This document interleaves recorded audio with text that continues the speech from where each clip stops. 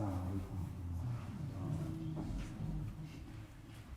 الحمد لله وكفى وسلام على عباده الذين اصطفى. أما بعد فأعوذ بالله من الشيطان الرجيم. بسم الله الرحمن الرحيم. وتزودوا فإن خير الزاد التقوى واتقون يا أولي الألباب. سبحان ربك رب العزة عما يصفون وسلام على المرسلين والحمد لله رب العالمين. اللهم صل وسلم وبارك على محمد وعلى آل محمد كما صليت وسلمت وباركت على إبراهيم وعلى آل إبراهيم إنك حميد مجيد. وبعد. It's been approximately 1 year since we first came to know of this novel new coronavirus. Back in December 2019, around this time, we first heard of an outbreak or incidents in China, Wuhan, China, and eventually, very quickly thereafter, when these incidents, when this outbreak had occurred, there would be a lockdown. And it would be called a state of emergency in that country, and subsequently several lockdowns thereafter. Us, on the other hand, the other side of the globe, this is something that we would read about, that we would come to know about, and it was something which was sort of happening in the other side of the world. And for many places in the world, it was something very similar. And we would never imagine that this would be our situation of what they initially went through, that we would have to go through that as well. And lo and behold, in a very short span of time, of approximately 3 months, March 2020, just after the March break, we had our own lockdown here in our country, locally. A state of emergency was called, borders were closed, and there were strict restrictions in terms of places of gathering, whether privately or publicly.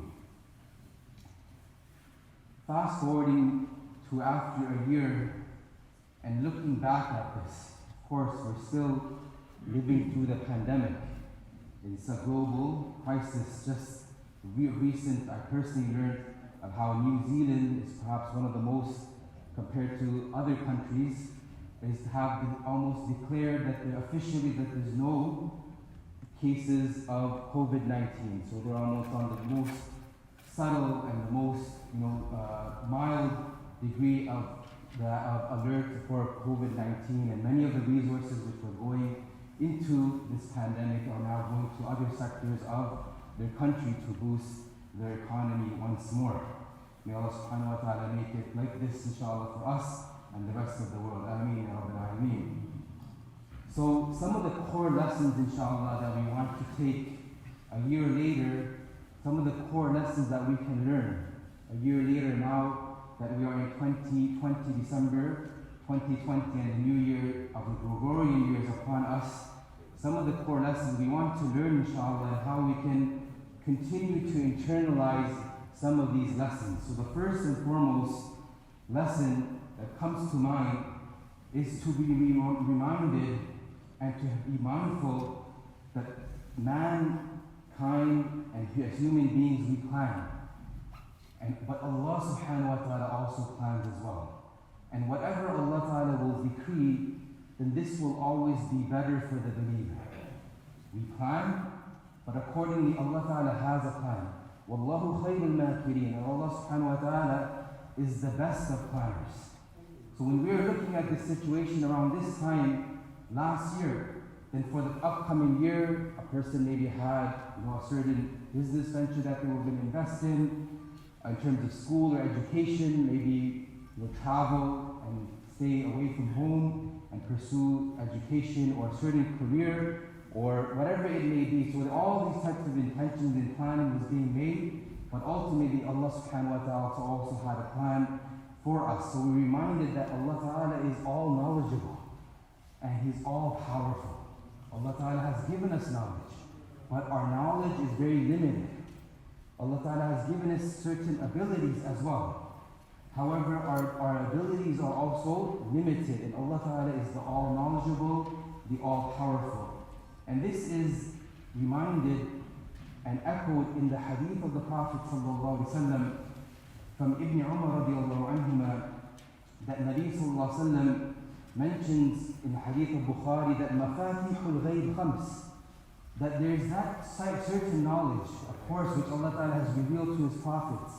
Allah Ta'ala has revealed or inspired some of His pious and righteous slaves, or has taught mankind. But there's other knowledge which not even the most closest of angels, or any Nabi which was sent, including our beloved Nabi sallallahu alaihi wasallam, that they don't have any knowledge. No one in the creation, not an angel, not even the prophets, not even Rasulullah sallallahu alaihi wasallam. Mafatihul ghayb khams. And there are 5 of them. Not to say that there's only 5, but this is indicated in regards to and emphasized in regards stressed in regards to its importance. And the first is, as the Prophet ﷺ says in this hadith of Bukhari, and it's also shown in the last portion of Surah Luqman, that لا يعلم ما تغيب الأرحام إلا الله. That which is in the wombs, no one knows save Allah. The obvious apparent meaning is whether it's a male or female, whether it's going to be a healthy child with all their limbs, or will there be some type of defect. But there's another aspect which even science cannot tap into, and that is we know that when the child comes at the age or 4 months has passed, then an angel comes and decrees certain matters in terms of its lifespan, in terms of its provision. أَشَقِيٌّ هُوَ أَوْ سَعِيدٌ. Is it going to be a person who's going to be successful or a wretched person? The decree of Allah subhanahu wa ta'ala, that Allah ta'ala has decreed for this child prior to coming into this worldly existence, that is something beyond the scope of science as well, and that includes as well that what Allah's knowledge is in regards to the womb. وَلَا يَعْلَمُ مَا فِي غَدٍ إِلَّا اللَّهُ. What will happen tomorrow, 2019 December, what's going to happen the next months, 4 months, and then thereafter subsequently, the world as we know it, the new normal as we sort of have our crying and adapting, that was something which was not even in no one's mind as well. What will happen tomorrow, what will happen in the future, this is only in Allah Ta'ala's knowledge. Allah is the all-knowing. Our knowledge is very limited. وَلَا يَعْلَمُ مَتَى يَأْتِي الْمَكْرُ أَحَدٌ إِلَّا اللَّهُ. Only Allah knows in regards to when it will rain. Yes, Allah Ta'ala has given knowledge to forecast the weather, but in regards to exactly when will it rain, how much will it rain, to the extent of the amount of drops, etc. So there's much which is still Allah Ta'ala has not revealed, or the details of that, but Allah Ta'ala has this in His knowledge. وَلَا تَدْرِ نَفْسٌ بِأَيِّ أَرْضٍ تَمُوتُ. And no soul knows in which piece of land, in which piece of earth that they will pass away. Normally if a person goes to one place to another, then it's 2 things which is drawing him to that place. Either his rizq, his provision, or it could be maut as well. وَلَا يَعْلَمُ مَتَى تَقُومُ السَّاعَةُ إِلَّا اللَّهُ. And no one knows when the hour will be save Allah subhanahu wa ta'ala. So Allah Ta'ala is the all-knowing, the all-powerful, and those 2 sifas, those 2 qualities, those 2 names of Allah, Al-Alim and Al-Qadir, this is something which we should sort of always be mindful of and sort of ask Allah Ta'ala when making our decisions. Not only our major decisions, which normally Salatul Istikhara is done for, when a person is, for example, going to maybe purchase a property, intending to get married. Remember, Salatul Istikhara doesn't have to do with the wajibat. If something's an obligation, there's no requirement of Salatul Istikhara. A person has to do it. Yes, a person could, of course, if there's a selection, a person, for example, wants to perform their Hajj, then there might be various groups that a person can select. And for that reason, of course, a person can make Salatul Istikhara, seeking Allah's decision. And what is Salatul Istikhara? To be reminded of how the Prophet ﷺ Jabir radiallahu anhu reports that Rasulullah sallallahu alaihi wasallam would teach us istikhara, this dua of istikhara. Istikhara basically comes meaning to make a decision or seeking a decision with Allah Ta'ala. Istikhara, to seek a decision of goodness with Allah subhanahu wa ta'ala, or the right decision, or the most correct decision. And this dua was so emphasized that Jabir radiallahu anhu mentions that Rasulullah sallallahu alaihi wasallam would teach us this dua just as he would teach us the Quran. And how important is the Quran? We all know as believers it's the final revelation. It's our salah itself, which is an integral of our deen and is repeated several times a day. It requires recitation of Quran. So just like that emphasis that was attached to the Quran in terms of learning the Quran, the salat al-istikhara in this dua as well was emphasized by the Prophet ﷺ to his companions.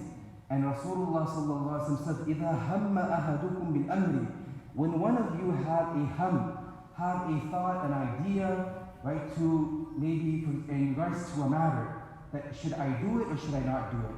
Should I do it now or should I just wait for it in the future? Right? So in terms of decision making, and whether it's a major decision or it's a minor decision, I personally know a brother who makes salat al-istikhara, mashallah, alhamdulillah, about 7 to 10 times a day. Right? So this is even for things which are considered to be trivial or insignificant, which is not in the domain or in the realm, in the bigger picture, because at the end of the day, we are so in need of Allah subhanahu wa ta'ala. The Prophet sallallahu alayhi wa sallam's dua shows this, وَلَا تَكِلْنِي إِلَى نَفْسِي طَرْفَةَ عَيْنٍ, that do not even leave me to myself, to make my own decisions, right? Even if it's for the blink, to the extent or the duration of a blink of an eye. So for every heartbeat, for every breath, for every blink of an eye, we are in need of Allah subhanahu wa ta'ala's continuous guidance. Ihdina as-siratal mustaqim. Not to that we are asking Allah ta'ala to put us on the straight path. Alhamdulillah, we have Islam, we have Iman, you're making your prayers, etc. You're trying your best, but it's to continue on this path and show one's neediness to Allah subhanahu wa ta'ala. Anyways, so then a person makes 2 rak'ahs with the intention of salat al-istikhara, and he makes the dua, Allahumma inni astakhiruka bi'ilmik wa astaqdiruka biqudratik. We're speaking how Allah Ta'ala is the all-knowledgeable and all-powerful, and that's exactly what the dua is saying and acknowledging and attesting to, that, oh Allah, I seek the decision of goodness with you through your knowledge, because your knowledge is you're the all-knowing. I'm limited in my understanding, in my knowledge, but you have knowledge of everything. وَأَسْتَقْدِرُكَ بِقُدْرَتِكَ, and I seek your assistance and help with your abilities and not my abilities. I am limited in terms of my abilities and what I can do, but you are the all-powerful. You are able upon everything. وَأَسْأَلُكَ مِنْ فَضْلِكَ الْعَظِيمِ فَإِنَّكَ تَقْدِرُ وَلَا أَقْدِرُ وَتَعْلَمْ وَلَا أَعْلَمْ وَأَنْتَ عَلَّامُ الْغُيُوبِ. You are able to do, I'm not able. You know and I don't know. And you are the knowledge, you are Allam al-Ghuyub, the knower of the unseen. So this is an important lesson that we can learn a year later into the pandemic, to know that Allah has knowledge, and Allah Ta'ala is all-knowing and all-powerful, and we are limited. And in our day-to-day affairs as well, in terms of what we are planning, so it's always important to tap in to Allah subhanahu wa ta'ala's sifa of God being all-knowledgeable, all-powerful, because perhaps you might dislike something, right? Perhaps you might dislike something, وَهُوَ خَيْرٌ لَكُمْ. Allah Ta'ala says it might be good for you though. And perhaps you might like something and be really inclined to something, وَهُوَ شَرٌ لَكُمْ. And Allah Ta'ala indicates that perhaps it is evil for you. وَاللَّهُ يَعْلَمُ وَأَنْتُمْ لَا تَعْلَمُونَ. Allah Ta'ala knows and you do not know. So anytime you're afflicted with any condition, it doesn't go our way, then know inshallah Allah Ta'ala will always decide for the believer something which is good for him, even if it's not apparent at that moment. And many a time with hindsight, a person may be able to reflect and see the wisdom of what was decreed, or what was decreed other than what a person had expected. The second core lesson that we can learn a year later is and we can learn and we can extract and benefit is from our painful experience, that which we had experienced here, of course, locally and globally as a ummah, when we had observed the Haramain Sharifain being closed during the pandemic. Masjid al-Aqsa as well, there was no access to Masjid al-Aqsa. And local masajid here in Ottawa and globally, there was no public access for the local masajid. In fact, the blessed month of Ramadan, where we connect even more to the houses of Allah Ta'ala, right? And the special salah al-Tarawih, which would normally take place and be something similar in terms of population like a Jumu'ah.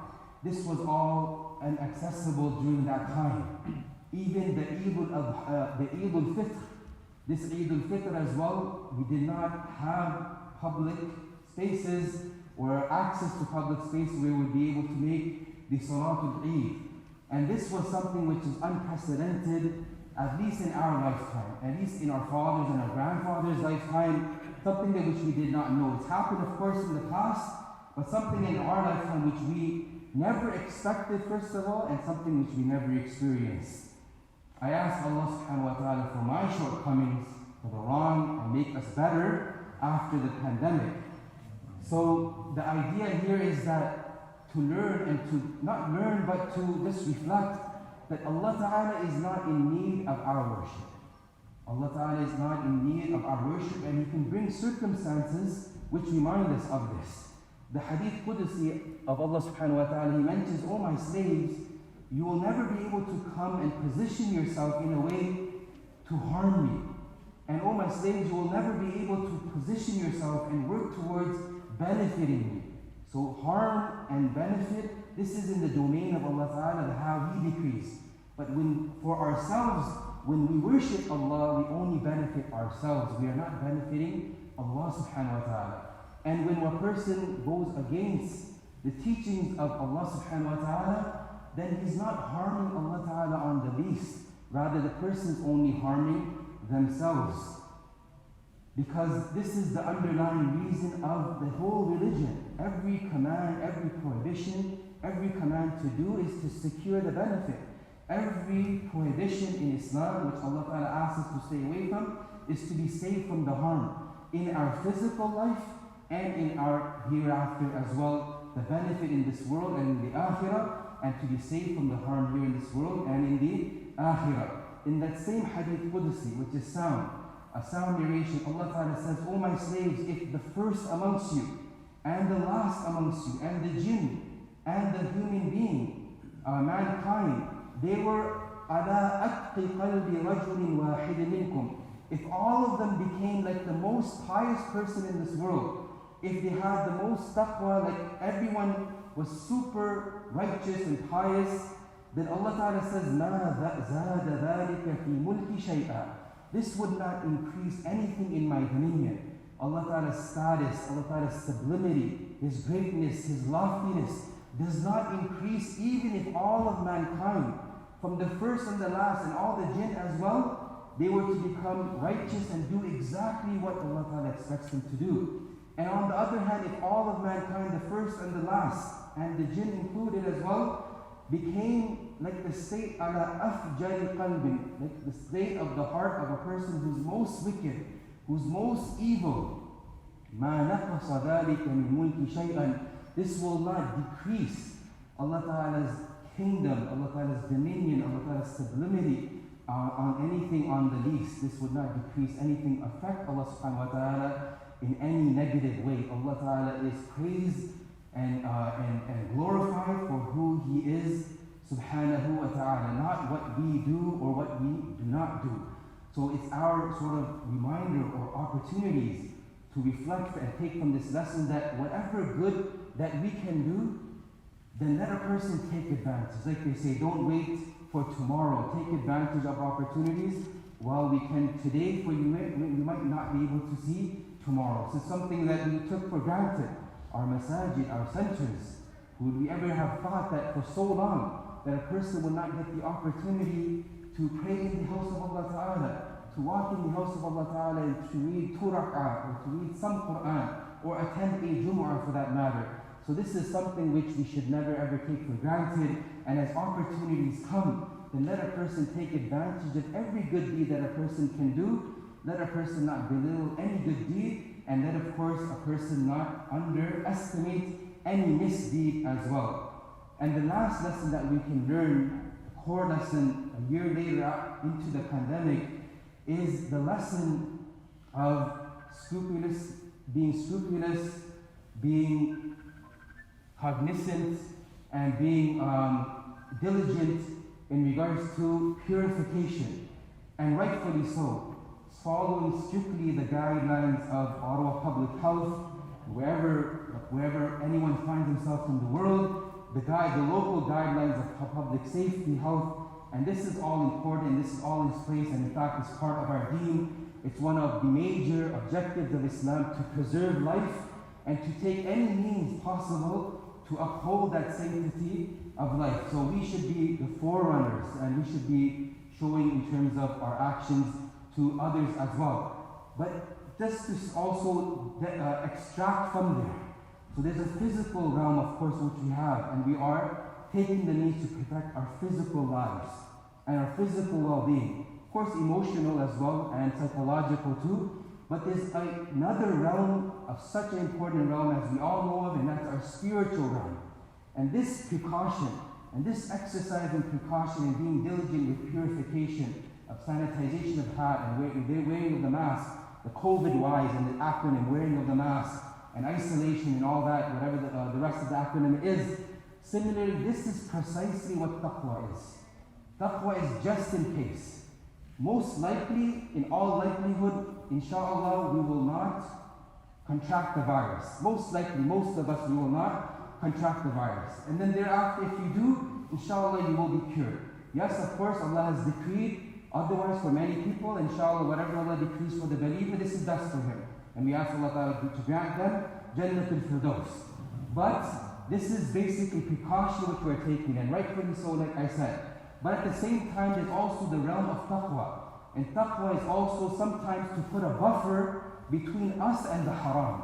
So something could be permissible, but we don't even engage in that thing which is permissible and borderline, just in case that we fall into the haram as well. Taqwa comes from wiqaya, to protect and to secure. When a person puts an important document in an envelope, he has exercised taqwa.